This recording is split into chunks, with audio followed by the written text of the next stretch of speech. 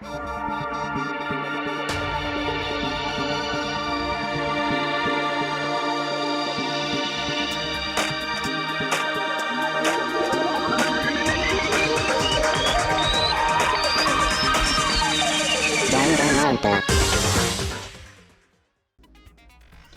Alrighty, let's wrap this baby up. So, we know that we got some new skills, so let's go look at them. Cool and composed. Well, it only cost me 2. Do I have any more? Does not look like it. Cool. So what does cool and composed do?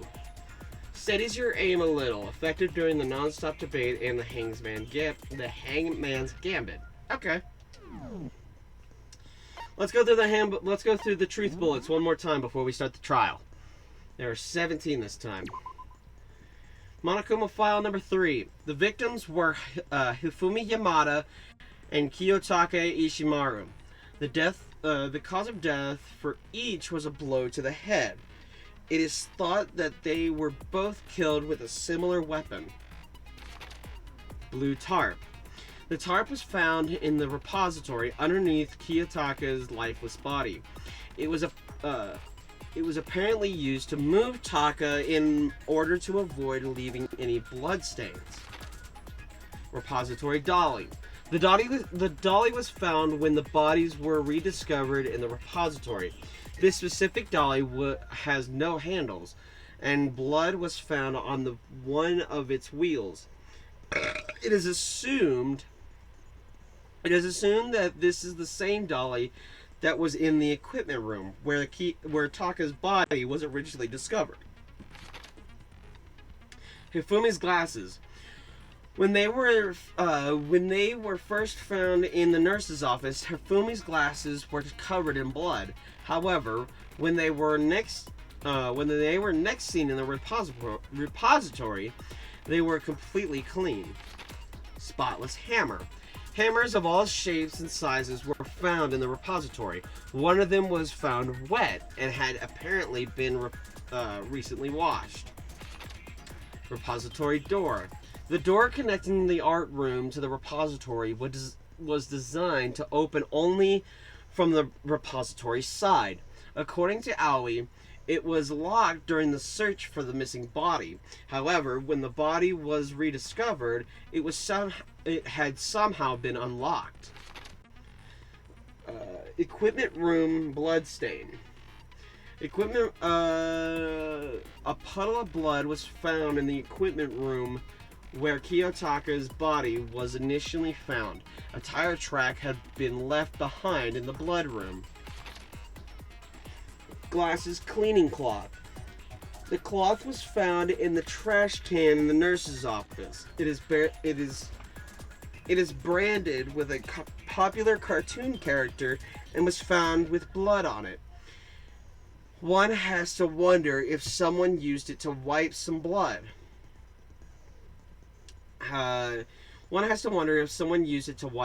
Away. Celeste's account. Hifumi's body disappeared when Celeste and Aoi left the nurse's office to use the bathroom. Apparently, they weren't gone for more than a minute or two. Yasuhiro's message. This is the note that Yasuhiro wrote to get everyone to meet in the dining hall. Is all it says.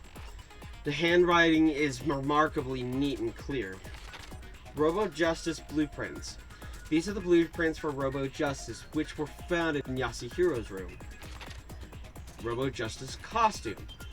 No one but Yasuhiro could have possibly fit into the costume.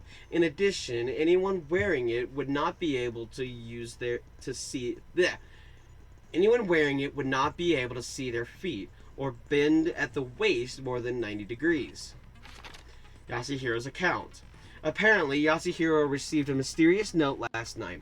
The note reads, I found a hole maybe we can use to escape. Monokuma can't find out, so don't tell anyone else for now. Let's meet in the rec room at 1 a.m. Broken wristwatch.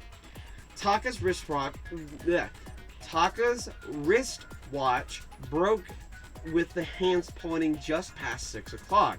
It was confirmed that as of late last night, the watch still worked, which means it must have broken the following morning when he was attacked. Kiyotaka's scrap of paper. Taka's lifeless hand was found clutching a small scrap of paper. The note Hifumi had. Hifumi had this note hidden on him.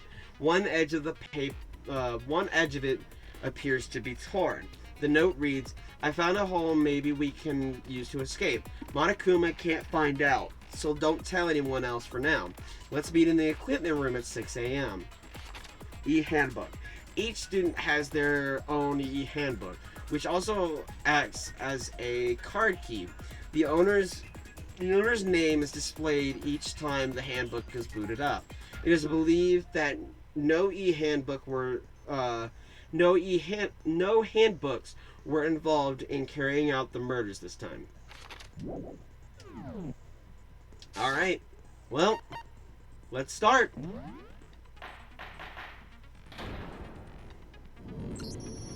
Let's begin with a basic explanation of the class trial.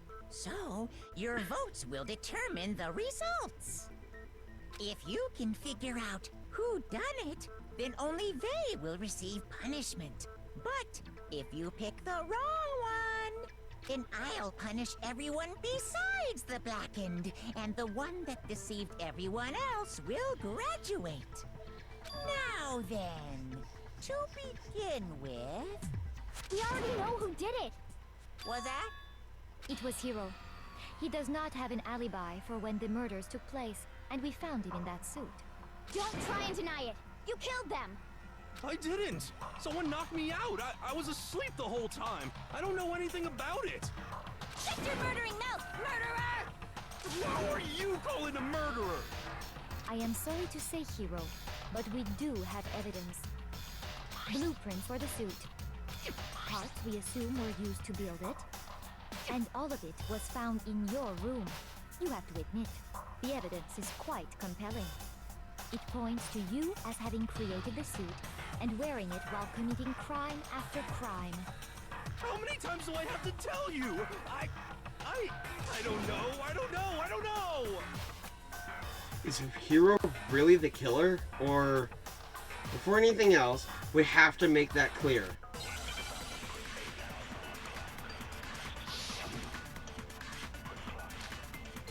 Yasuhiro's message.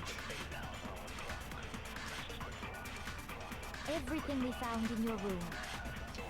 That's not what I wanted. That's the wrong button. They are all proof enough that you are the culprit.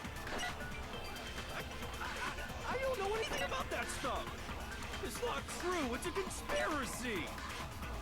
Hiro, why? Why did you kill them? No! Just hold on a second! I missed the one. I mean, looking at the blueprints, that handwriting is awfully messy. If I remember right, Hiro's handwriting is... Everything we found in your room. The blueprints, the suit parts, they are all proof enough. No, they're not. No, what's wrong?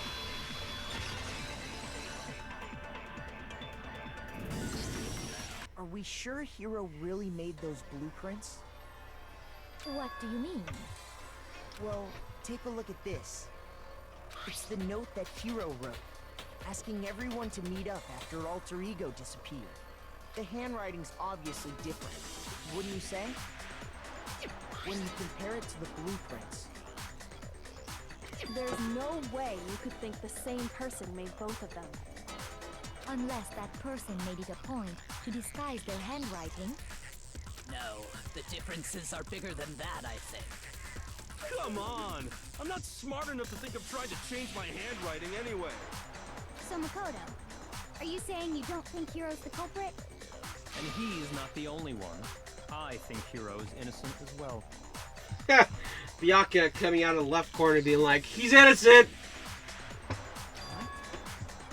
Then who was in that Robo-Justice suit? Is it like Hiro said? Was there really someone running around in a second suit? The suspicious individual hidden within the suit. Go ahead, Makoto. Tell them who it was. And of course he passes it off to me. So, who was in the Robo-Justice suit? The suspicious individual in question, the one that must have been in the suit. It was still... Ah! No! That's the wrong thing! No! I saw an H. My freaking... Ah! That's not what I wanted to click. I know who it is. It's still a hero. He's the only one who fits. That was my bud. Hero, I can't think of anyone else it could have been. Obviously, he was the one in that particular suit. And we never found any kind of second suit. Then there can be no doubt. Hiro is the prime suspect. But he's still innocent. That doesn't make any sense. You just said Hiro didn't do it. It makes perfect sense. Hiro was the suspicious individual in the suit, but he's not the culprit. So what you're saying is... That's right. The culprit in this case has nothing to do with being in the Robo-Justice suit. What? Now that's a bold assumption. And what reason do you have to make such a statement? You do have a reason, yes? Of course. But before we get to that, there's something else we need to clarify first. So let's get that out of the way. Hey, stop trying to boss us around! All things have a proper order. So what is it? What needs to be clarified? We must clarify the method of transportation for Taka's lifeless body. It would seem that his corpse was moved using certain particular items. Makoto, can you tell us what they were? The things that were used to move Taka's body, they must have been... This one? I got it! There we go. There's still one more thing. Yeah, because it's the blue tarp. I got it! They were a dolly and a tarp, right? What's with the attitude? So, let's see if I can explain.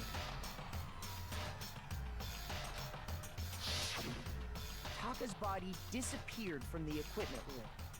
And then we rediscovered it in the repository. And when we found it for the second time, it was wrapped in a blue tarp, right? It was the same tarp that up until then was stored in the equipment room. So the killer must have seen it there and decided to use it when they moved Taka's body. That way, they wouldn't leave any bloodstains while they were moving it. Okay, that explains the tarp. And the dolly? Same thing. I'm sure the dolly was in the equipment room when we first found Taka's body there. But when the body disappeared, so did the doll. Later, when Taka's body reappeared in the repository, so did the dolly. In other words, you think they used the dolly to move the body, am I right? But are you sure you are not mistaken? Huh? Are you absolutely positive the dolly was in the equipment room when we found Taka's body? That dolly was made specifically for moving large objects between the repository and the art room. Uh-huh. It would be very strange indeed to discover it had made its way to the equipment room. Is it not possible that it was in the repository all along, and you simply didn't realize it? She's raised an objection. How do you respond? Alright. Alright, Byakuya. There is no shame in being wrong. Nobody expects much from you anyway. We have all accepted the fact that you rarely understand what is going on around you. Wow, Celeste, you're a dick. And you don't even have one. Wow, I've never had anyone sound so nice while being so mean. But maybe I can change her mind. If I can just explain to them why the dolly must have been moved from the equipment room into the repository. A new element has been added to the BTB. Would you like to hear more? Yes, please. Let's talk about oh, god dang it. Let's talk about reloading. Starting with the next bullet, BTB, we're gonna add one more integrated to the recipe. Ingredient to the recipe. On the bottom of the screen, underneath the tempo marker, you'll see your ammo count. Up until now, you haven't really been there hasn't really been a limit on how you destroy your opponent's statements. But from now on, just lock on and press the triangle button just locking on and pressing the triangle won't be enough to handle them. Now it will cost you 1 bullet to destroy a single remark. Once you run out of bullets, you can't destroy any more statements, no matter how locked on you are. However, you can reload by pressing the square button. Oh god. Just like locking on, you'll have to press the square button in time with the tempo marker. Basically, just remember that the square button now has a function along with the X and triangle button. You will automatically reload at the start of fever time and your ammo will not decrease. Oh, but if your action difficulty is set to gentle, you won't have to reload at all. In which case, you can ignore everything I've just said. Well then, good luck and have fun. Oh, for flip's sake. The moment of truth. Alright. You have it wrong. I cannot agree. You are a fool. So pathetic. Lies will get you nowhere. Do your worst. Away with you. You miserable wretch. I cannot agree. You are a fool. Lies will get you nowhere. Do your worst, you miserable wretch. You have it wrong. I cannot agree. You are a fool. So pathetic. There we go. Alright. I cannot agree. Get out of here. Jesus Christ, that sucked. I did it with no problems, but that still You're sucked. asking for proof that the dolly moved. I have it right here. When I found the dolly in the repository, one of the wheels had a blood stain on it. There was a pool of blood in the equipment room with a tire mark in it that matched the dolly wheel's tread. The killer probably rolled the dolly through the blood on accident as they wheeled the body out of the room.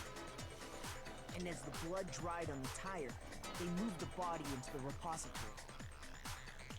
So there's my proof that the dolly was used to move Taka's body. Jeez, does Celeste really hate me that much? Well, anyway, that was just something we had to get out of the way. Let's get back to the main subject. Yeah, the subject of how Robo-Justice didn't do it. Because if it's not a killer robot, then what kind of robot is it? I'm not sure that really matters. I'd be happy to explain why the occupant of the suit couldn't possibly be the killer. If you look back on how the body was transported, it will become immediately obvious. If I look at how the body was moved, it'll be clear why the person in the suit couldn't have done it. What does that mean? What does he mean by that? Make your argument. Robo-Justice costume. As we know, Taka was killed in the equipment room. Mm-hmm. And from there, the body was moved to the repository, correct? Mm-hmm. The culprit wrapped the body in the tarp, then loaded it onto the dolly Yep. and peeled it off, right? Now, keep in mind that the dolly Doesn't have a handle. Well, yeah, but even without a handle, all you'd have to do is bend over. Then you could Ah, put the crap, I dolly in missed. problem. So the killer just crouched down and carted the body off to the repository. If you accept everything we just said, then you must realize that whoever was in the suit couldn't possibly be the culprit. Sorry, I don't think I realize anything. The dolly doesn't have any handles, so to push it, you'd have to be able to bend over. But would anyone wearing the suit have been able to actually stoop down like that? As we know, Taka was killed, and from there. Yeah, then loaded it on. Now, keep in mind that the. Well, yeah. All you'd have to do is bend over. Crap, wrong button. Too many buttons. You're absolutely right that you could push a dolly without a handle if you stoop down low. But if you were wearing that suit, do you think you could actually get into a position like that? What do you mean?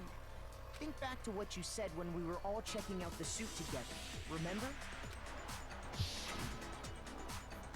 I'm blind as a bat in here. Can't see my feet at all. I'm surprised you got anywhere in this thing. I'm telling you, it wasn't me. And not to mention, you totally can't bend at the waist. Seems like an obvious oversight. Seems like a pretty obvious oversight. When you're in that suit, not only can you not see your feet, but you can't even bend at the waist. Am I right about that? Now that you mention it, yeah. It seems like it'd be awfully hard to push that dolly if you couldn't bend over. Well, what's to stop you from simply pushing the dolly with your feet? When you can't even see your feet? You really think someone could kick the dolly all that way? Yeah, it'd be totally impossible. Not that I can say for sure myself. on top of that, if you were wearing such a rigid, cumbersome suit, it's very unlikely you would have the dexterity to go about wrapping the body in a tarp. Well, I mean, isn't that just a matter of taking off the suit when you're ready to move the body? There's obviously no chance that the costume was taken off to move the body, because once it's on, you can't take it off. Heroes no strong enough. You can't take it off by yourself. I don't think taking off the suit was an option. If you remember... I don't know what's up with this thing, but I can't actually get it off. A little help. Why would you make something that you can't take off by yourself? I didn't make the stupid freaking thing. There's a clasp on the back that's keeping you from getting it off. It looks pretty sturdy. I don't think you can get it off on your own. We really don't have a choice. Let's help him. That's true. It seems impossible to put the suit on or take it off without help. Then, you really can't take it off by yourself? Hiro wasn't just making it up? Of course I wasn't making it up. If he could have gotten it off by himself, I don't think he would have let us see him wearing it. Showing up in the suit was basically an invitation for everyone to suspect it. Yeah, that's right. So, it's really, really true that Robo-Justice couldn't have moved the dolly? To be clear, whoever did move the body, it couldn't have been Hiro in the robot suit, correct? No, wait. Just a second, if you please. Have you forgotten about the picture that I took? You all got a good look at it, did you not? The image of Hifumi being dragged away by Robo-Justice? If whoever was in that suit is not the culprit, how do you explain that? Besides, do you remember what the now deceased Hifumi said? How did you get hurt? That guy hit me. What guy? Robo-Justice, or that's what I decided to call him just now. So long as those facts exist, the proper conclusion is beyond question. The individual inside the suit and the culprit are one and the same. It was Hiro, without a doubt. Yeah, that's gotta be right. Hold on a second. It's still far too early to reach that conclusion. Besides, there's no hurry to decide who did it. Before we rush to a verdict, shouldn't we explore every single possibility? Instead of seizing on one viewpoint, the truth is uncovered by analyzing things from every angle. Perhaps, but where do we go from here? Let's review this series of unfortunate events from the beginning. Maybe we'll uncover something new. What a pain in the ass! I don't disagree, but our lives are on the line. If this is what it takes, We have to do it. Plus, maybe we'll get to find out where the heck Kyoko was when everything went down. Alright then, let's take another look back at what happened. I suppose we could start with this morning. 4 of us gathered together in the dining hall. Makoto, Hina, Kyoko, and myself. We waited there for quite a while, but nobody else showed up, so we went to look for everyone. That was around 8 a.m. And as soon as we split up, Kyoko went missing. Soon after that, Hina found Celeste in the rec room and quickly came to get Makoto and me. It seems I was unconscious for about an hour after I was attacked by my mystery assailant. I know it was an hour because I remember being attacked a little after 7. That was when we saw Celeste's picture and discovered that her assailant had been wearing a strange costume. As it turns out, it was Robo-Justice. It also soon became clear that this same Robo-Justice had abducted Hifumi. We were soon joined in our search by Byakuya and Toko, and then went on to find Hifumi in the library. He was injured, so we took him to the nurse's office and resumed our search for the suspect. But not long after leaving the nurse's office... What's wrong? I saw a shadow. Something moving around in the top floor. Something moving around at the top of the stairs. When Celeste told us that, we decided to split up and search the second floor. And soon after that, I saw someone moving around on the 3rd floor, and I yelled out to everyone as soon as I did. Celeste, what's wrong? That was a rather intense scream from someone like you. I saw him, the strange costume man. He ran off as soon as I screamed. I was blocking the stairs, so he headed further down the hallway and disappeared. and then...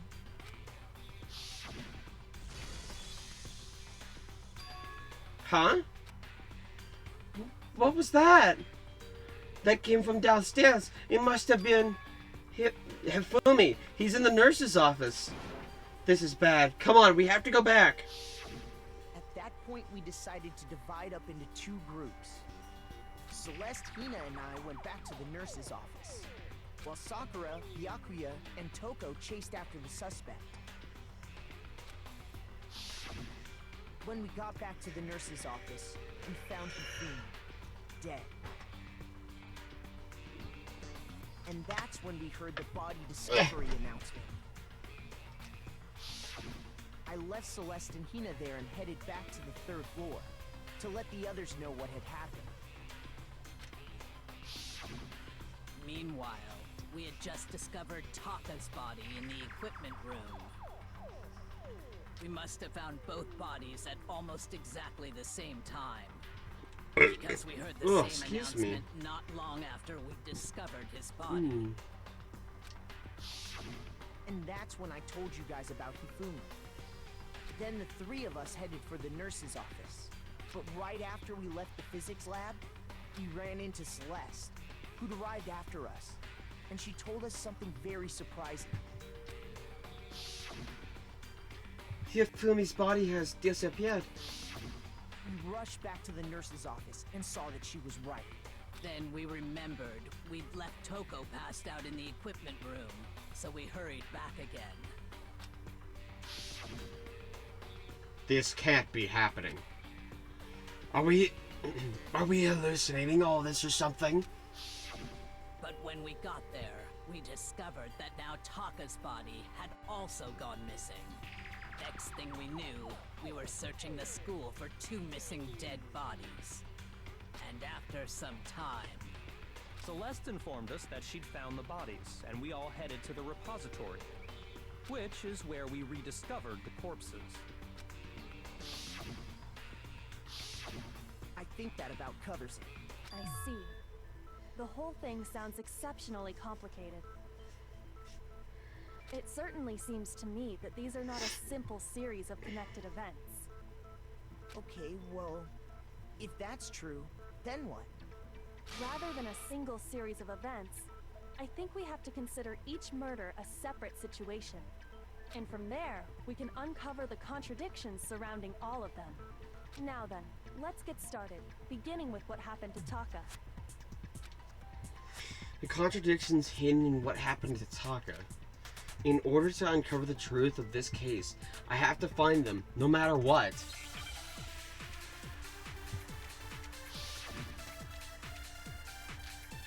Monokuma file number 3. So, regarding Taka's death, I wonder if he died before Hifumi, or perhaps it was after? We already know what order they were killed in. Taka came last. What makes you say that? Because of the numbering of the Justice Hammers. It's true that Hifumi was killed with Justice Hammer 3, while Taka's death came from a swing of Justice Hammer 4. See? So it's obvious Taka came after. Actually, no. The Justice Hammers were numbered, but were they really used in that order? So, regarding Taka's death, I wonder if he died before Hifumi, or perhaps it was after? We already know what order they were killed in. No, you don't.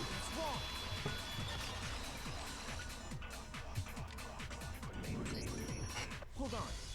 There's no reason to assume that the hammers were used in the same order as their numbers. If anything, that's just another way the killer tried to disguise their actions. So you're saying the culprit wanted us to think the hammers were used in order, but in reality, Taka was killed before Hifumi? Okay then, let's see the proof. Evidence that proves Taka was killed before Hifumi. There's something that relates to what time he must have died.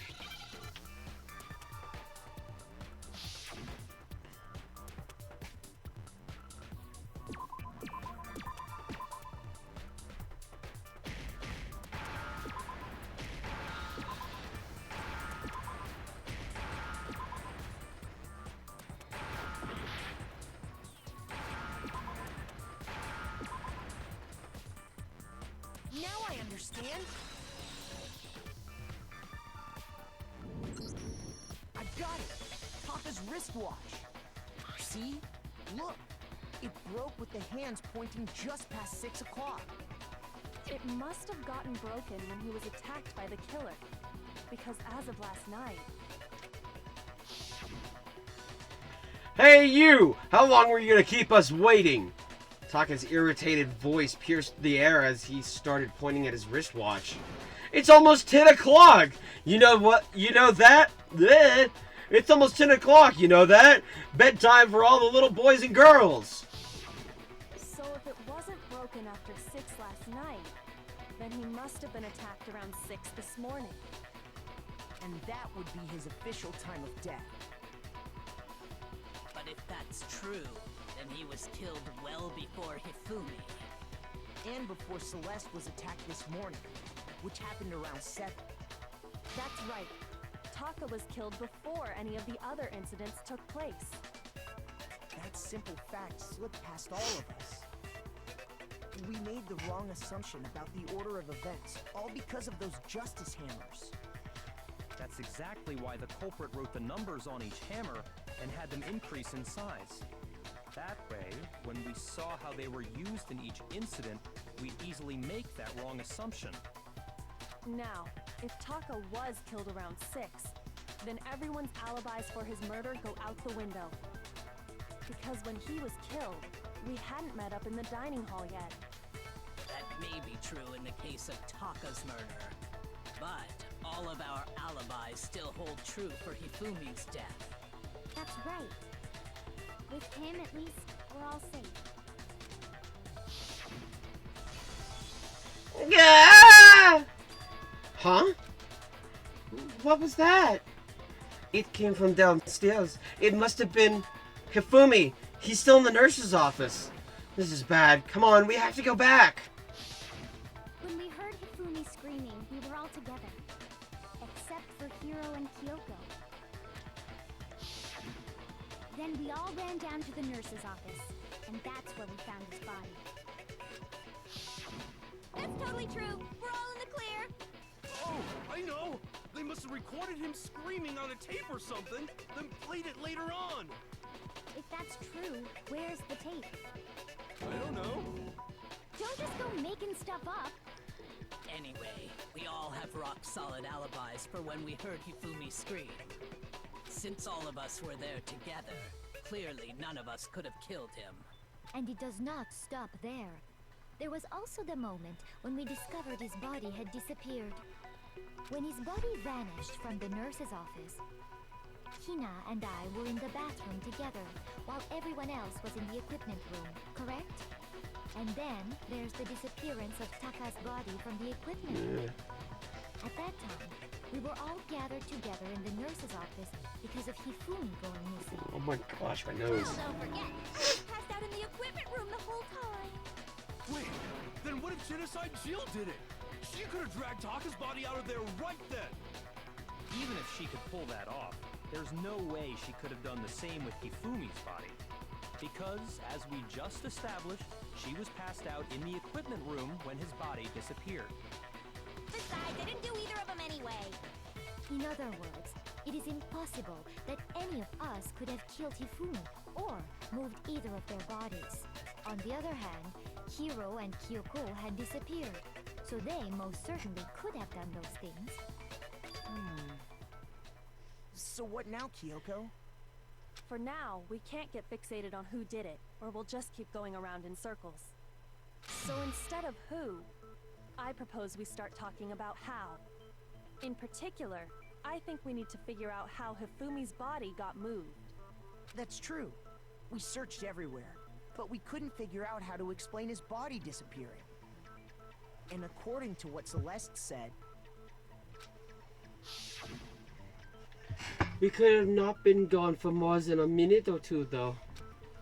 So then the killer was able to get in and move Hifumi's body in that short amount of time? It would seem so. his body apparently disappeared in the 1 minute her and Hina took their eyes off of it. But to carry that much weight from the first floor up to the third in that short amount of time? No. Oh man, yeah! There's no way! It'd be impossible! Well, what if I told you there was a way to make the impossible possible? Don't give me more. What? How? If the dead body were to move itself. The dead body moved on its own? No! Not another... ghost! I don't think it has anything to do with the occult. I think what she's implying is, we thought Hifumi was dead, but perhaps in reality he was still alive. He was alive? Are you saying Hifumi wasn't carried out of the nurse's office, but simply walked out on his own? But I mean, we found his body. He was dead. Perhaps he was simply playing dead. That it isn't possible. The idea that Hifumi was still alive, is it really possible?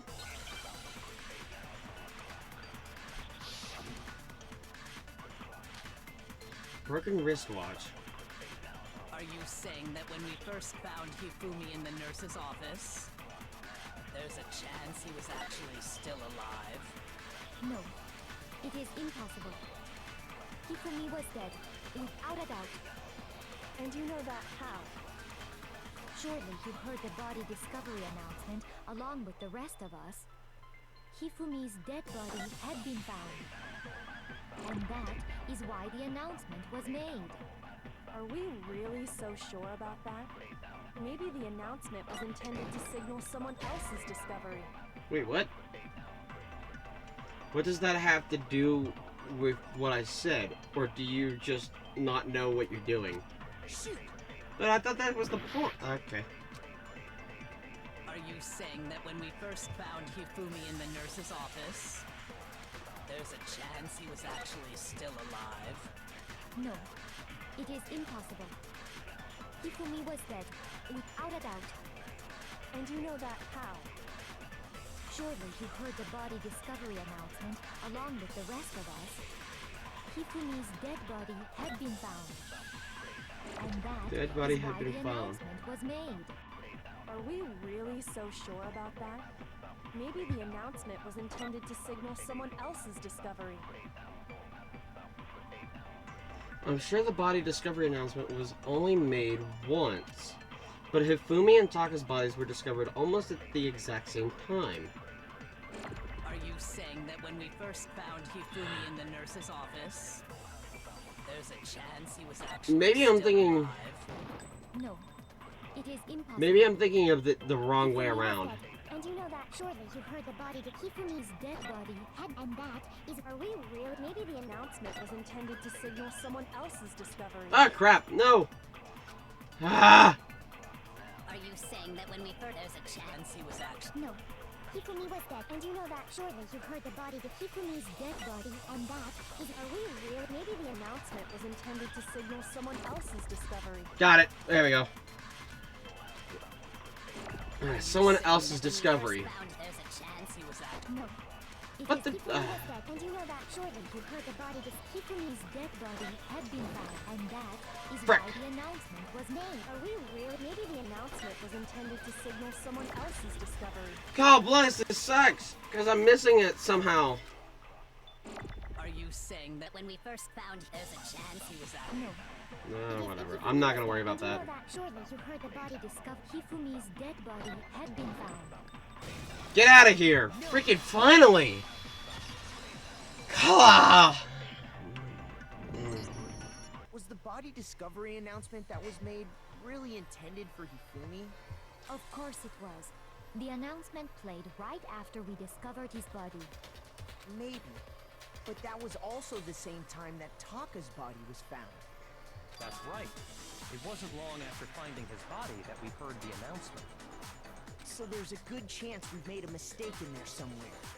I think we've confused whether the announcement was for Hifumi or Taka. First of all, if two bodies had been found, there really should have been two announcements.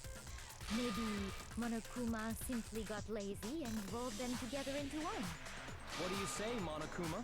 Any comment? Well, it's a very sensitive issue, so I can't go into too much detail. But what I can say about the body discovery announcement is that it's only broadcast when 3 or more people find a dead body for the first time. That didn't answer our question, man. We're asking if you're a lazy bum. No, actually, that was plenty.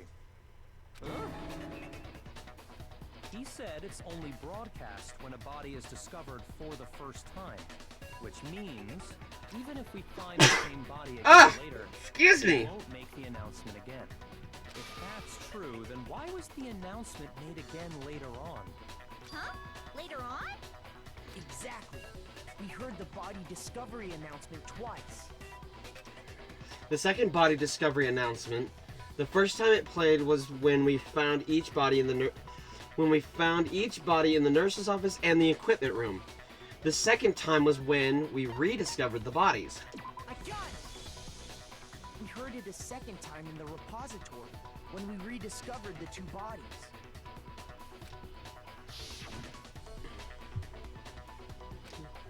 The body has been discovered. After a certain amount of time, I'm not going to worry about doing his voice. After a certain amount of time, which you may use however you like, the class trial will begin. It didn't seem weird at the time, but it contradicts what Monokuma just told us, doesn't it? Exactly. If we were actually rediscovering both bodies, the announcement shouldn't have played. And in reality, when the two dead bodies were rediscovered, one of them was actually being discovered for the first time. So, when we found Hifumi the first time in the nurse's office, he wasn't actually dead yet. Meaning, he wasn't actually found dead until we came upon him in the repository. And that's just part of it. There's one other thing that leads me to believe he was still alive in the nurse's office. Oh, I know!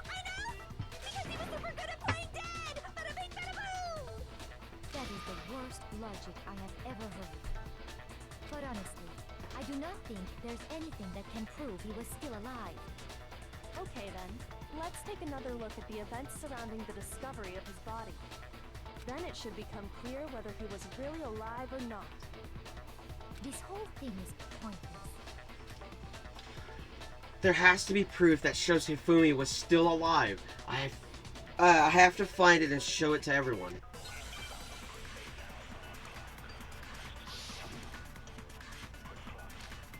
Hifumi's glasses.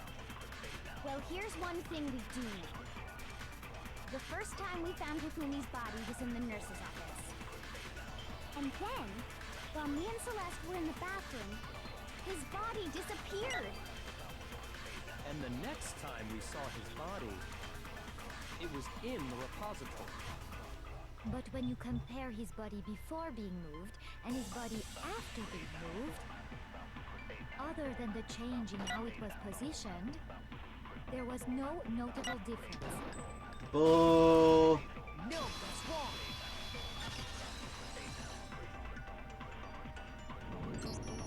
In fact, there was one clear difference between Hifumi in the nurse's office and the repository.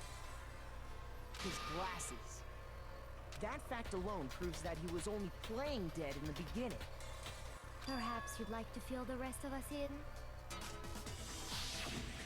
When we found Hifumi in the nurse's office, his glasses were covered with blood. But when we found him again later in the repository, they were spotless. And I found the item he used to wipe them clean in the nurse's office trash can. The evidence I found in the trash can in the nurse's office was... There he is. I got it! It was a glasses cleaning cloth featuring a certain cartoon mascot. One look at the bloodstain on the cloth should make things clear. This piece of cloth was used to wipe Hifumi's glasses clean. And the mascot on the cloth is the same one that's on the digital camera, right? And whose digital camera was it? Hifumi's, of course. The character was Princess Piggle from Demon Angel Pretty Pudgy Princess, I think. I highly doubt anyone but Hifumi would have brought something like this to school. I see your point. And the only people here who wear glasses are... I wouldn't be caught dead using a tacky piece of garbage like that. A few tissues is all I need to keep my glasses clean. Then there's no question. It belonged to Hifumi. So what you're saying is... What exactly? What I'm saying is, the blood on his glasses was wiped away using his own glasses cleaning cloth. Even if that is true, it does not mean he wiped the blood off himself. But who would benefit from a clean pair of glasses other than the glasses owner? That's a good point. Well, it must have been him, right? So let's assume that Hifumi was still alive in the nurse's office. He pretends to be dead. Then when he's alone, he wipes his glasses clean so he can see.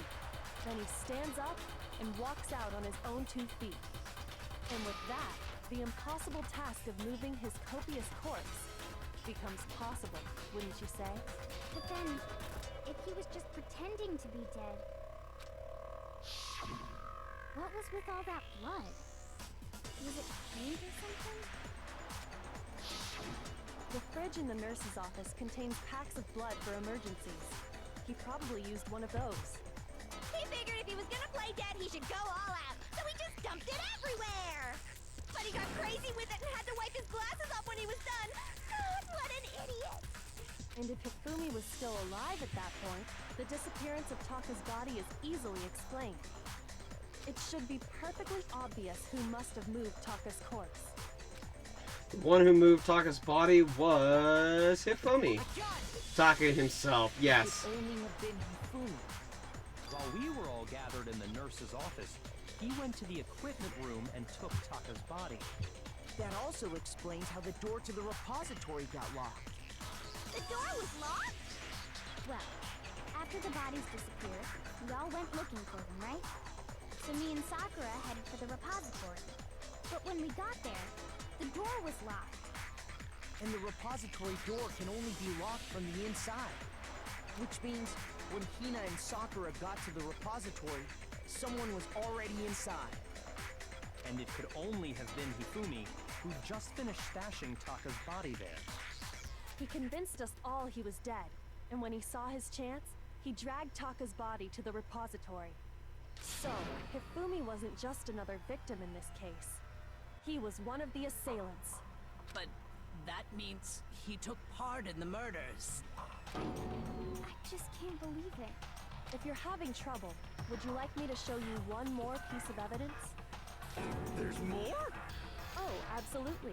The single biggest fact pointing to his involvement has yet to be revealed. You know what I'm talking about, right, Makoto?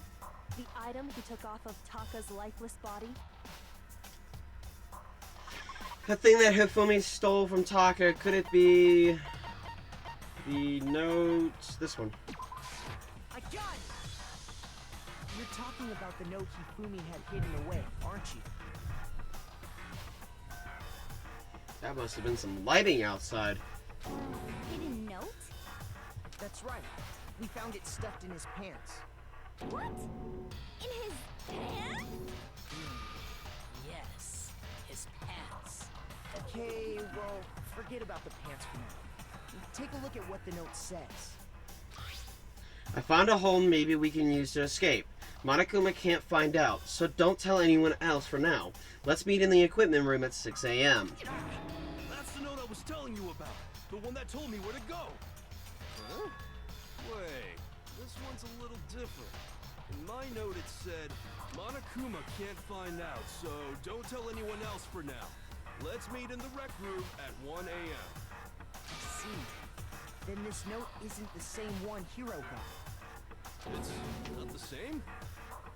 In other words, the killer got in touch with another person besides Hiro. And that person could only have been... Fumi's pants.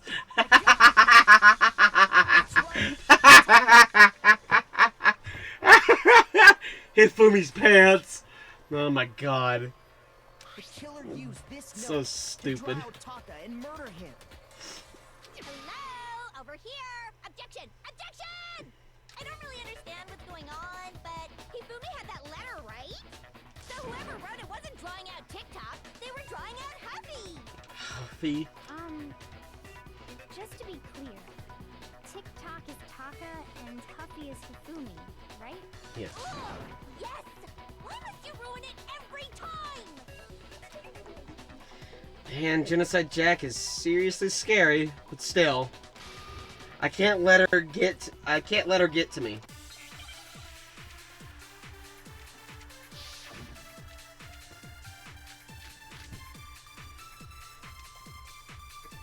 Huffy had the note, right? Then the person it was intended for must have been Huffy! But remember what the note said. Frick, get the damn... Oh my god. 6 a.m., I believe. The time doesn't matter! The note has nothing to do with TikTok! Grab the... Shoot the damn... Ah! The time on the note said 6 a.m. What happened at 6 a.m.? That's what I need to clear up. Huffy had the note, right? Then the person it was must have been Huffy! But remember what the note said. What time did it say? Jesus Christ, I'm trying to shoot the dang thing. It has nothing to do with TikTok! Shoot the dirt! Oh my god! Jesus Christ, why does this suck so bad? Forget doing those. What time did it say to 6 a.m.? The time doesn't matter! The note has nothing to do with TikTok! Thank you! For frick's sake! That sucked. No, there absolutely is a connection. What the hell are you talking about? The note said to meet at 6 a.m., which is the same time Taka was murdered. We've already proven that using his wristwatch. But there's more. Look where the note says to meet. The equipment room, right? Which is where Taka was killed. I see. So, Taka was murdered at both the time and place written in the note. I think that should be plenty to show that this note was definitely meant for Taka. Well, when you put it like that... No further objections! Then someone used that note to trick Taka, just the same as me. The culprit really is a cold-blooded monster. Telling people they found a way out. But if they gave the note to Taka, what was Hifumi doing with it? Stuffed down his pants, no less! Most likely, Hifumi stole it off Taka's corpse after he died. Huh? He stole it? Where's your proof? Go ahead, show us.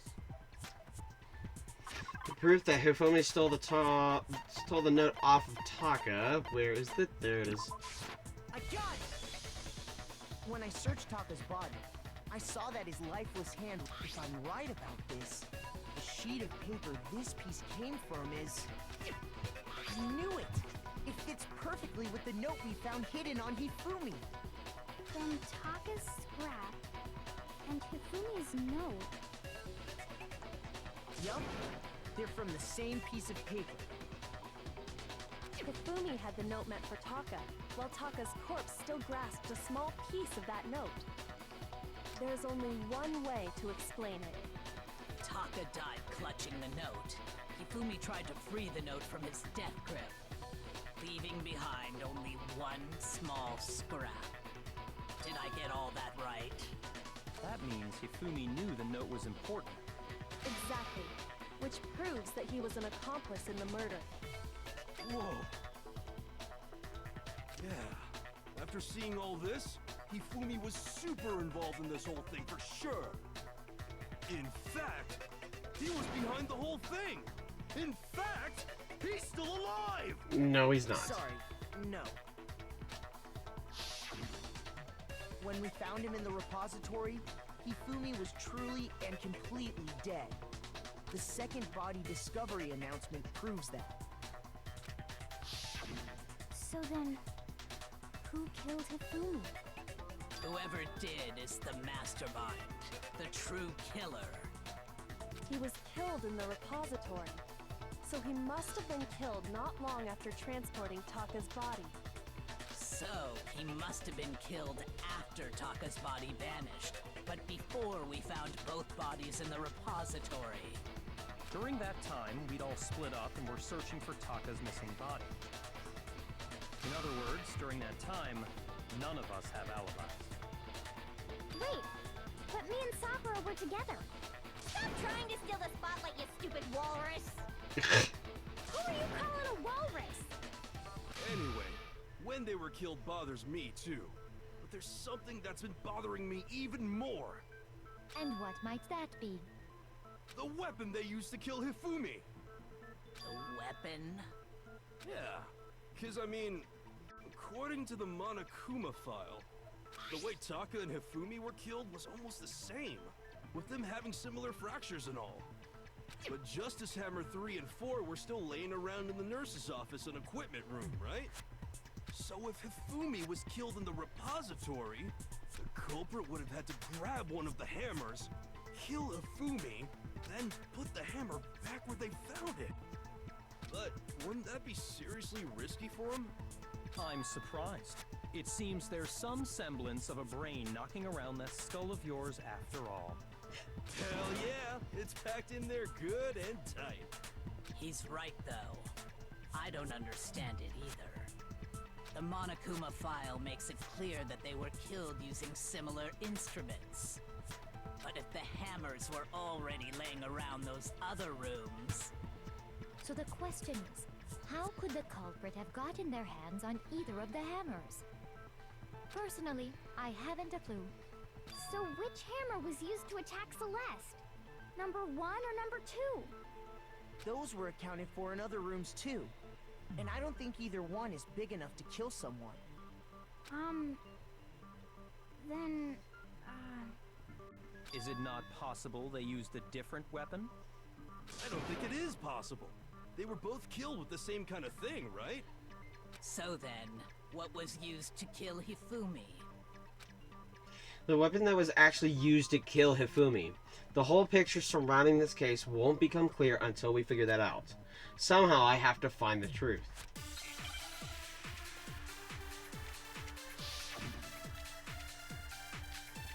Spotless hammer. What was used to kill Hifumi? Was it Justice Hammer 3? Maybe Justice Hammer 4? Well, whatever it was, there's one thing we have to figure out. How was the culprit able to move around so freely with the weapon? How did nobody witness them carrying it? Sounds like a Justice Hammer 5 is about to make its appearance! Check out murdergear.com/hammertime for more info! Well, one thing seems pretty clear. The murder weapon had to be one of the Justice... No, it didn't. No, it's wrong. Sorry, buddy. The murder weapon wasn't a Justice Hammer at all. No, it was something completely different. But, seriously? A different weapon? Specifically, a hammer from the repository. The killer could have easily used that to kill Hifumi. Now, all the hammers in the repository were covered in flecks of grit and debris. But for some reason, one of them had been scrubbed clean. Huh? And the reason it had been scrubbed clean was most likely because it was used to commit murder. If the hammer got covered in Hifumi's blood, of course they'd have to clean it off. I'd also like to point out that the repository has all kinds of hammers. Big ones, small ones, and even some flat mallet-like ones. I think whoever made the Justice Hammers used those as a basis for their design. If that's true, that would explain the Monokuma file's note about the wounds being similar. So Hifumi moved Taka's body to the repository, where someone then used the hammer to kill him. And whoever did that is the true killer. The one Hifumi was working with. And the one who betrayed him. Hold on a moment. I still think it's strange to assume someone was working together with him. The way the graduation rule works, there is no benefit to helping someone else carry out a murder. So the idea that anyone would work together like that is simply ludicrous. We talked about this, did we not? We talked about how there weren't... Bleh. We did talk about how there weren't any... Oh my god, read. We did talk about how there wouldn't be any reason for anyone to work together. At least, that's what we thought at first. But...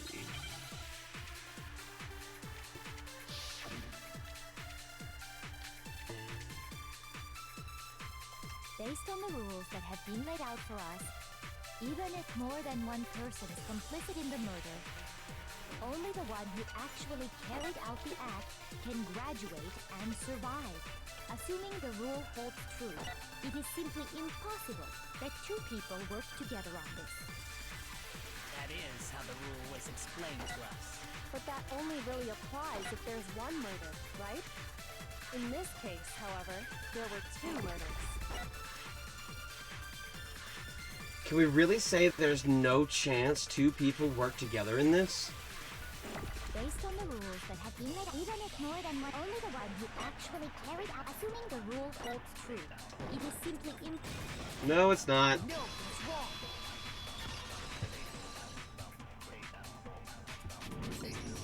Since there were two murders, it's at least plausible that more than one person was involved. What do you mean? If there'd only been one murder, then yes, the idea of an accomplice isn't really worth considering. Naturally, if only one person can be saved per murder, an accomplice has no risk versus reward benefit. Risk versus reward benefit? The payoff for working together. The reward that balances out the risk of taking part in a scheme. There's no point in being someone's accomplice if there's no benefit to you. However, if there were some potential mutual reward for the risk, then cooperation becomes possible. You're saying that two people could act as each other's accomplices to commit two separate murders. I think that's what the true killer told Hifumi. They would each have an accomplice for their crime. And based on the case's events, Hifumi would have been the first one to act, murdering Taka. They made him carry out the first murder so he couldn't back out of helping them later on. So in this case, there wasn't one single person committing multiple murders. Instead, each person killed someone, creating two separate incidents. And it only looked like one person because that's how the true killer designed it to look. A single suspicious individual, a similar weapon used in each crime, disappearing bodies. By creating one seamless set of circumstances, they made it look like one person was behind it all. The mastermind picked their target and managed to convince him to go along with their plan. And then, to avoid the no accomplices rule, they simply killed their accomplice. Which, if true, means that betraying Hifumi was part of the plan from the very beginning. That's just awful! How could anyone be so cruel? You think so? I can't help but admire its cunning. Still, their choice of accomplice seems odd. The effort made to convince us the two murders were the same. That was the main characteristic this time. Kyoko must have noticed that fact from the very beginning, which is why she said not to look at this as a series of connected events, but entirely separate incidents. Kyoko really is amazing, although when you think about it, she's almost too amazing. Like, it's almost unnatural how good she is at I it. understand how an accomplice could be involved, but then who was the one pulling Hifumi's strings? That's problem numero uno right now! The true killer manipulated Hifumi to carry out a number of actions, and in the end, murdering him. In the debates up till now, the way the case has unfolded, when you consider all that, there's really only one person who seems to fit. Gee, these all seem like very good coincidences, Celeste. Here's my answer. It was Celeste. Ah, so I'm the suspicious individual now, am I? I really do hate this kind of joke. A joke? I wonder. So what you are saying, then, is that I specifically chose to work together with Hifumi. The idea that I would choose to spend any amount of time interacting with him, that I would go within 10 feet of that shit for brains, that lazy, worthless goddamn idiot! Pardonnez-moi. Just to be clear, there is evidence to support it. Is that so? It is. Throughout the investigation, there was certain behavior that was common only to the two of you. Considering what we've learned so far, it only further proves that the two of you were working together. What is it that only Hifumi and Celeste had in common? Encountering the suspicious individual. The behavior they had in common has to do with the suspicious individual in the suit, doesn't it? The only ones who ever actually saw Robo-Justice firsthand were Celeste and Hifumi. Shush. The adults are talking now. Alright, Byakuya. Sorry. As he said, only Celeste and Hifumi ever laid eyes on the costumed individual. If we accept that Hifumi was one of the culprits, we can't help but suspect what Celeste has said as well. Are you saying everything they told us was a lie? After taking Hifumi to the nurse's office, we all began our search for this individual, correct? And not too long after that, do you remember what Celeste said? I saw a shadow, something moving something moving around at the top of the stairs. We headed to the second floor specifically because of what she claimed to have seen. Next, to draw us all to the physics lab up on the third floor, She let out a blood-curdling scream. and when we'd all come to see what was wrong, what was it she said? Celeste, what's wrong? That was a rather intense scream for someone like you. I saw him, the strange costume man. He ran off as soon as I screamed. I was blocking the stairs, so he headed further down the hallway and disappeared. Once she'd done her job of getting us all up to the physics lab, it was time for her partner to get to work. Ah! Huh? What was that? That came from downstairs. It must have been Hifumi. He's in the nurse's office. This is bad. Come on, we have to go back. It was to get us to divide into two groups. So that we would discover both bodies at the same time?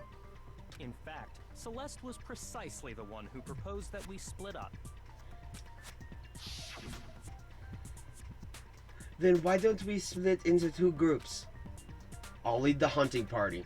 That seems much more interesting. Very well. Then Makoto and Hina, you come with me to the nurse's office. I will leave the capture to the suspicious individual to Taka, Byakuya, and Sakura. Well, if Celeste and Hifumi were working together, all those chance events suddenly become connected. And on top of that, that piercing cry of yours early on.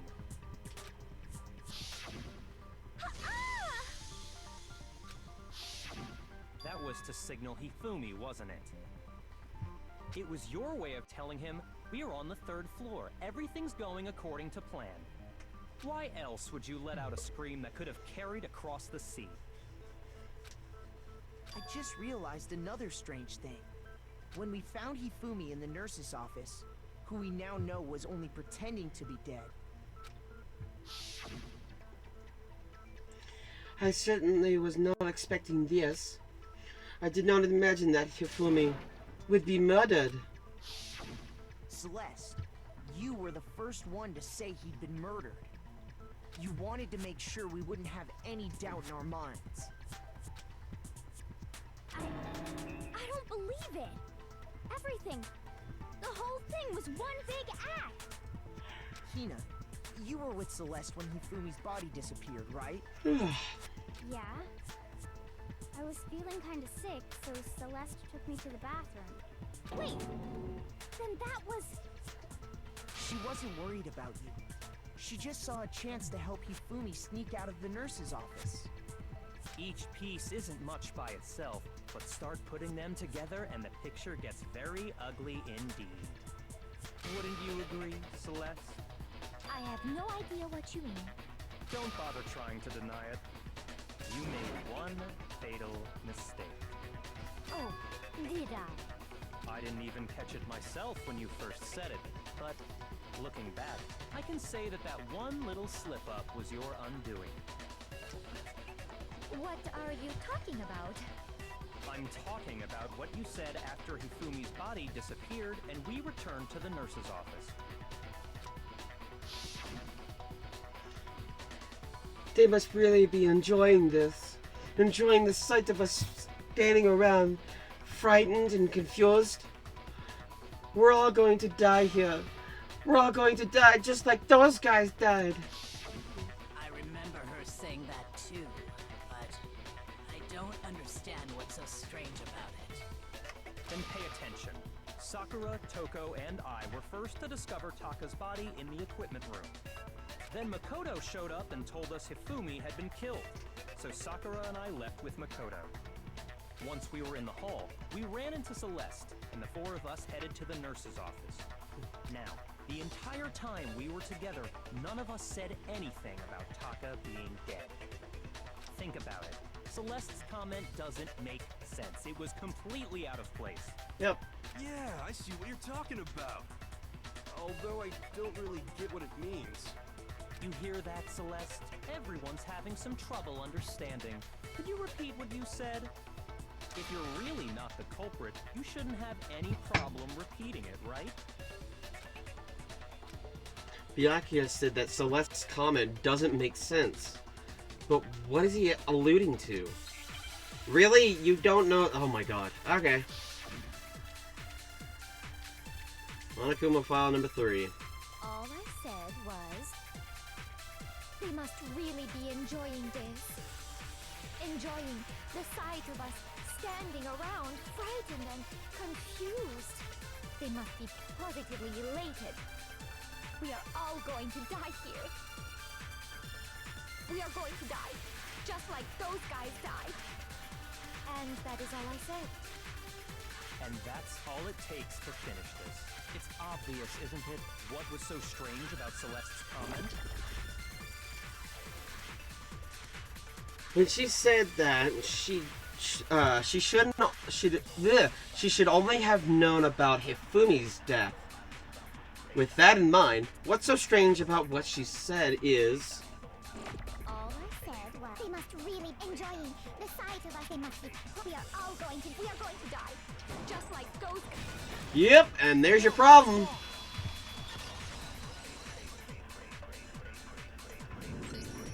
That's right. There's no reason Celeste should have said, just like those guys died. When she said that, none of us had told her Taka was dead.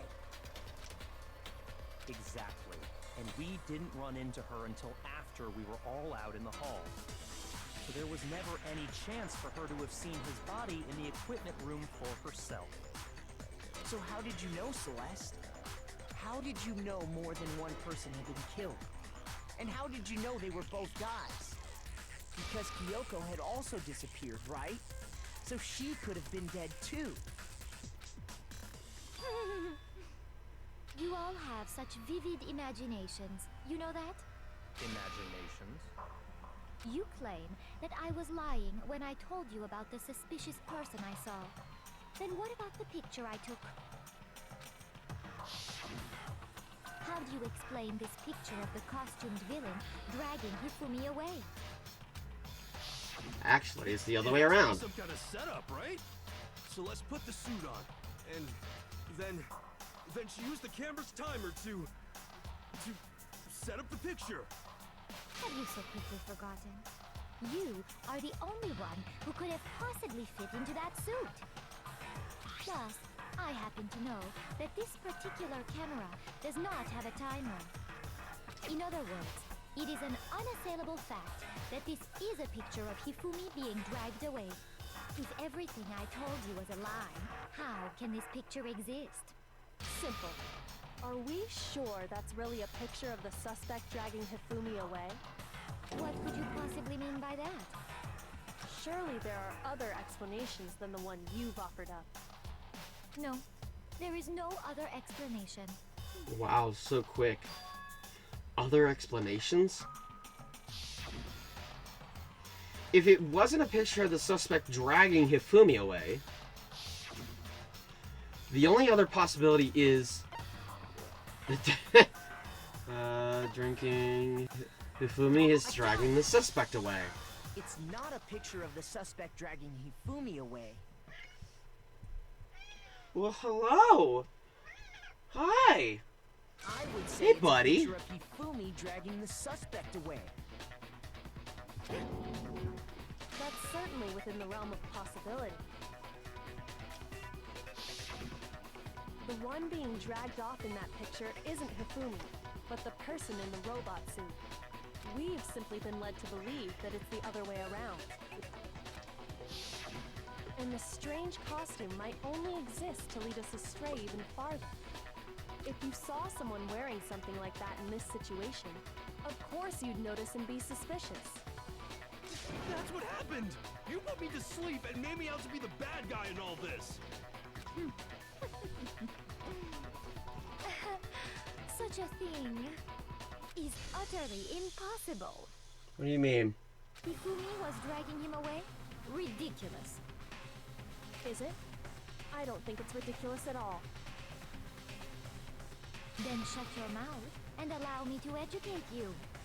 Alright. Celeste thinks she can prove that there's no way Hifumi was dragging the suspect away. But is that really possible?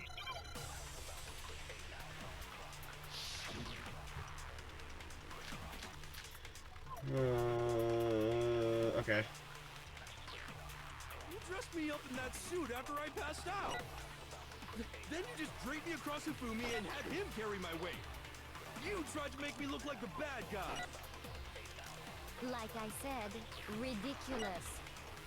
As you can see in the picture, the suspect is standing perfectly upright. If the person inside the suit was unconscious, there's no way they could stand up straight like that. Actually, yes, they could. Because they couldn't bend at the waist. No. Even if the person inside the suit were unconscious, they could still stand up like that. Because that Robo-Justice suit had a certain characteristic. You totally can't bend at the waist. Seems like a pretty obvious oversight. That's right! They totally made a mistake when they made it, so it couldn't bend at the waist. I'm not so sure that was a mistake. I think the suit was designed from the beginning to be used the way it was. Celeste and Hifumi took the suit they'd specially designed and stuffed Hiro into it. That's how they were able to fake that whole thing. The point of it all was to make us believe whoever was in the suit was to blame. Well then, I suppose this is checkmate. Checkmate?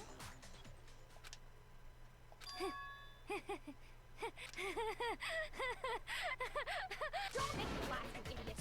What do you mean, checkmate? Oh crap. Celeste? Clearly, you want to cram me into your little guilty box. Well, there's one little problem. Have you already forgotten what Hifumi told us as he lay dying? Hey, Fumi, who was it? Who attacked you? Who tried to kill you? Who killed me? That's right. I remember their name. Yasuhiro. When we asked him who had attacked him, his answer was quite clear, was it not? He said, and I quote, Yasuhiro. In other words, Yasuhiro Hagakure! Wait, but my name isn't really Yasuhiro. It's actually Taro. Your confusing statements don't make any sense. You're only making things more complicated. He did say Yasuhiro, but are we sure he was really pointing the finger at Hiro? What the hell are you talking about? I'll burn you alive! Okay, Celeste. Kyoko, what do you mean by that? Think back to how Hifumi used to talk to us. How did he refer to each of us? Gave us nicknames. He used people's last names. That's right! Our last names! He called us all by our last names! Exactly. I know I heard him say Mr. Naegi more than once, for example. So if Hifumi did mean to say Hiro's name, he would have said his last name, Hagakure. I'm sure it was just incidental. By chance, his first name. Indecent? Don't talk. Random chance. Now isn't that a convenient explanation? No. There's no reason to think he would have said the name any different than normal. But he must have run out of energy before he could say any more. So Hifumi was trying to tell us the last name of whoever killed him? But the name he said doesn't apply to anyone here. Well, no. Hold on. There's one person it could apply to, and that's Celeste. She never actually told us what her real name is. What did you just say? To think you take your false accusation so far, I don't know whether to laugh or spit! Come on! Enough with your idiotic blather! Yasuhiro is a loser's name! Do I look like a loser to you? Well, do I? What? I think I've earned the right to be a little on edge. Okay, then fill us in. What's your real name? Make sure your ear holes are wide open and listen up! My Celestia Ludenberg, could you please stop making me repeat myself over and over again? Celeste still won't give up, so then I have to do something to make her accept it. Ay, ay, ay. E-handbook, spotted hammer, Yasuhiro's best shade. Hifumi Oh, was wrong trying button. to tell us something. There we go. He wanted us to know the killer's last name, Yasuhiro. Oh, If excuse there's me. one person here who might have that last name, It would have to be you, Celeste. You haven't told anyone what your real name is. how many times do I have to tell you? My name is Celestia Ludenberg. God damn it! How long do you plan to go on pretending? I'm not pretending. It's the truth. And since you have no way to contradict me, Yeah, actually, we do. No, that's wrong. Can you show us your e-handbook? That's it. The handbook. what? Excuse me. Anytime you turn your handbook on, it shows the owner's name when it boots up, right? Monokuma told us all about it before. This handbook is absolutely vital to a healthy school life, so don't lose it. When you start it up, it will display your name. Always make sure you have the right one. Now, this is not your everyday notebook. It has so many more uses than that. So all we have to do is check her handbook, and that'll clear up everything. That's how we can find out Celeste's real name. That's an invasion of privacy. I refuse to cooperate. Celeste, can you please just tell us what really happened? Please, just tell us. Even when I'm put in check, it's just my nature not to give up. Because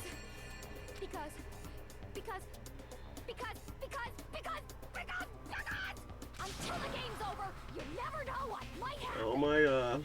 Fine then. Let me settle it. Let me go over the case again, from the beginning, and shed light on all your crimes. And that'll bring everything to an end. Alright. Coming to an end. Thank God.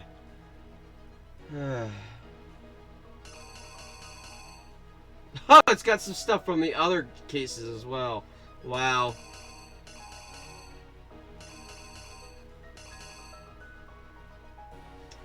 Let's see.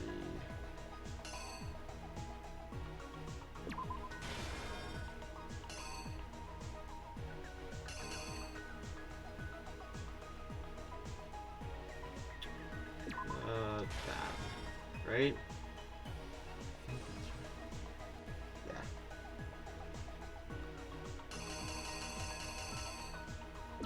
Camera.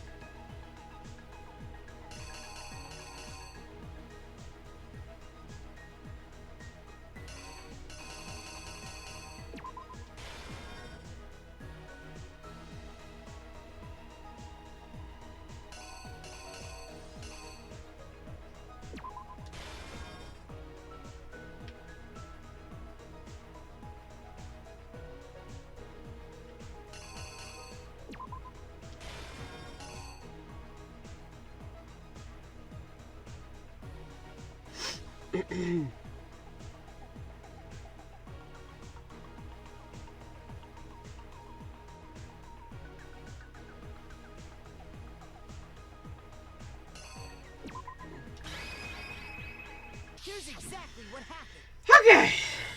Wrap this up. Before anything, the killer persuaded someone to help carry out the murder. And that person was...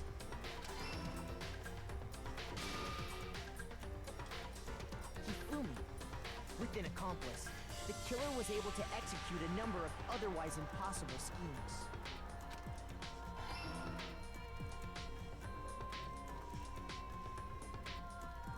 First, they convinced someone to meet them in the rec room last night at 1 in the morning. That someone they met with was Hiro. The murderous duo intended to pass Hiro off as the prime suspect. So when they... Oh, shoot. Oh, well. They drugged him, knocked him out, and stuffed him into the Robo-Justice suit.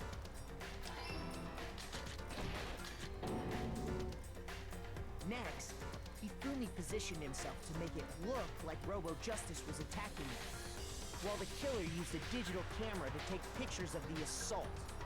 They did all this just to create evidence that would put the suspicion on Hiro. When they were done with him, they shoved him, still unconscious, into the pool room locker.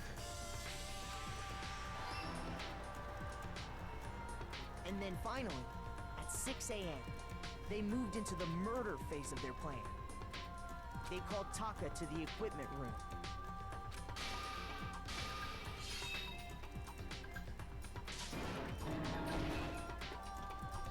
And that's where Hifumi killed him, making it the scene of the first murder. The murder weapon was Justice Hammer 4, which was left there in the equipment room. The reason Hammer number 4 was used was to create confusion about the order of the crimes. So, next they falsified 2 more assault incidents. For these attacks, the killers pretended to be the victims, to solidify Robo-Justice as the suspect.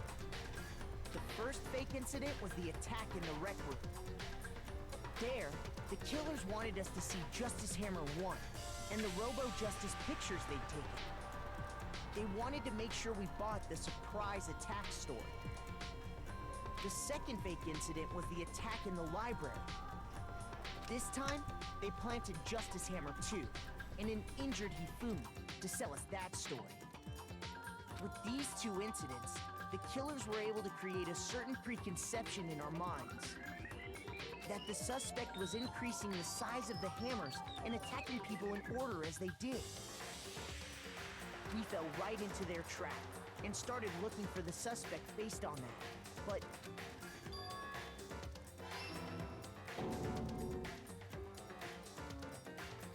while we did that, we left Hifumi alone in the nurse's office. This was exactly what Hifumi was hoping for.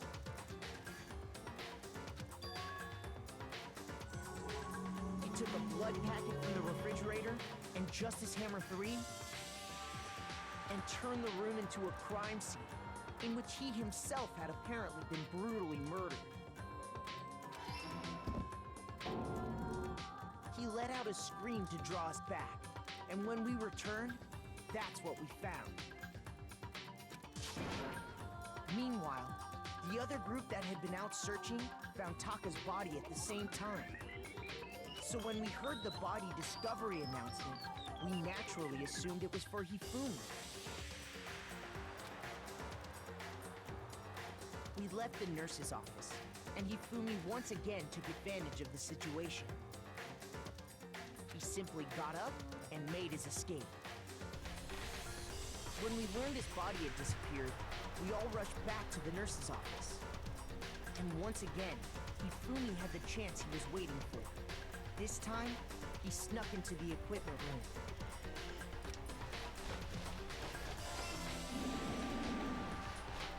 He wrapped Taka's body in a tarp and used the dolly to move it all the way down to the repository. That explains how each of the bodies disappeared. But even Hifumi didn't know what the true killer had in mind for their final act. Their plan all along was to kill Hifumi and get rid of the one person who could betray them. And they did it using an ordinary, everyday hammer from the repository. That should cover everything that happened in this case. And the villain behind it all is?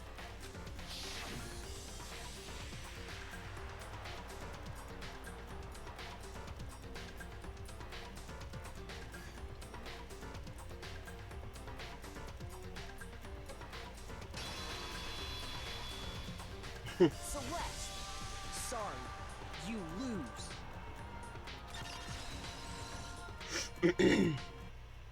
I lost? I lost?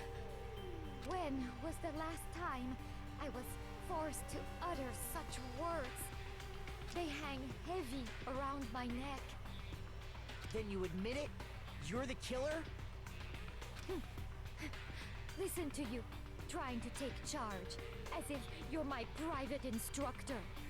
I, Celestia Ludenberg. Actually, no. Taiko Yasuhiro is fine. Taiko?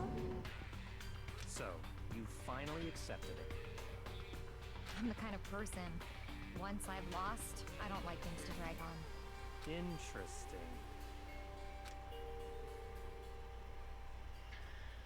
Holy crap, we're done. Wow, I got A through all of them. Holy crap. Huh. Hey, 101 medals. Heck yeah.